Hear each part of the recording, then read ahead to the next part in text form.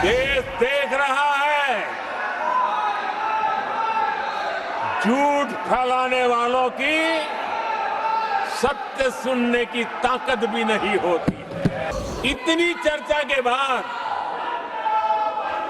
उन्होंने उठाए हुए सवालों के जवाब भी सुनने की हिम्मत नहीं है।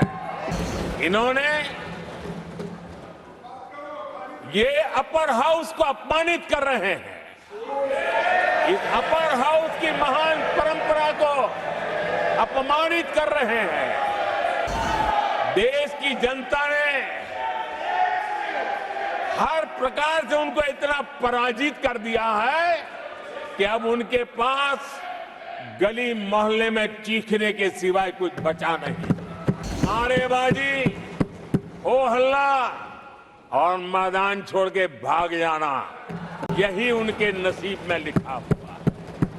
अत्यंत दर्दनाक, पीड़ादायक, अमर्यादित। आज वो सदन छोड़कर नहीं गए, मर्यादा छोड़कर गए। आज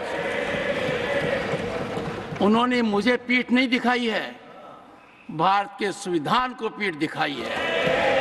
आज उन्होंने मेरा अनादर और आपका अनादर नहीं किया है, उस शपथ का अनादर किया है जो संविधान के तहत ली है। भारत का संविधान हाथ में रखने की किताब नहीं है, जीने की किताब है।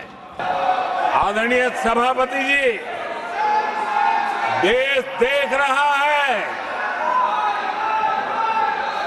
झूठ फैलाने वालों की सत्य सुनने की ताकत भी नहीं होती।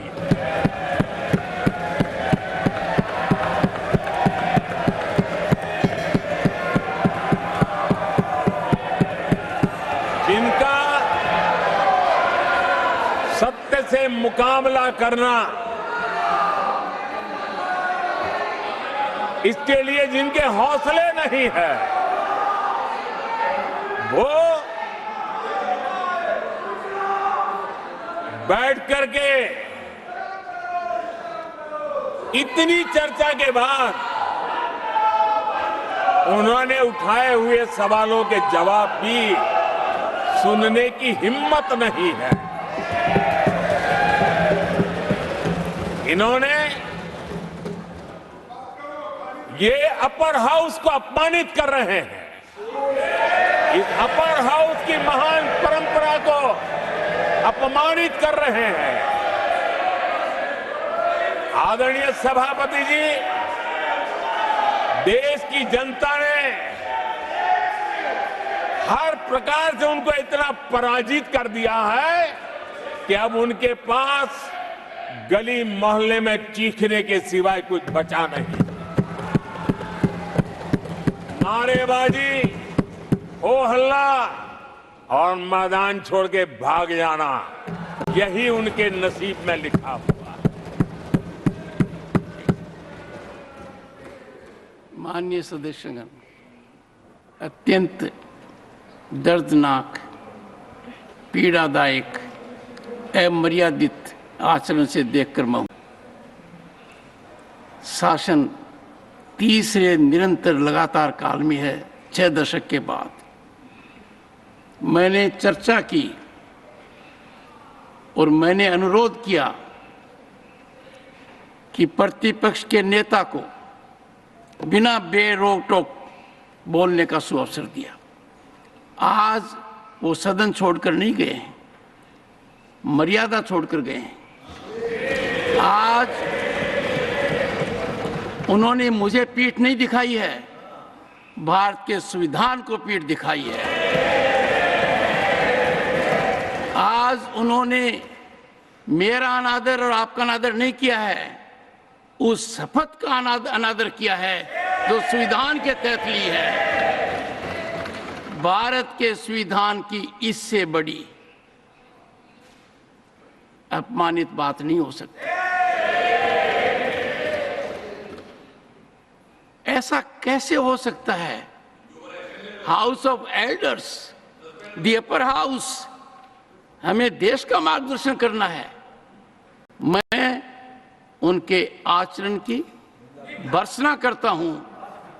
देश के 140 करोड़ लोग इसे हाथ होंगे। सदन का मतलब है सत्ता पक्ष की बात सुनो जब आपने अपनी पूरी बात कह दी। माननीय सदस्यगण, आप सब जानते हैं कल देर रात तक चर्चा रखी गई, हर सदस्य को मौका दिया गया। It is an occasion where they have challenged Indian Constitution. They have outraged the spirit of Indian Constitution. They have disregarded the oath they have undertaken.